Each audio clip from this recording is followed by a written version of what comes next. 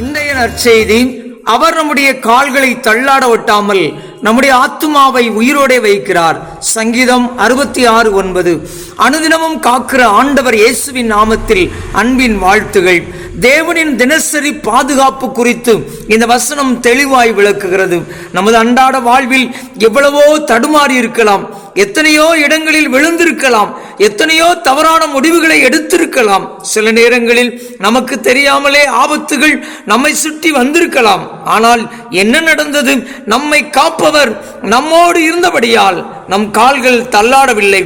அவருடைய கண்காணிப்பு, கருணை, கிருபை, மறைவான பாதுகாப்பு, இவை அனைத்தும் நம் கால்களை தள்ளாட ஒட்டாமல் தாங்கி நிறுத்துகின்றன.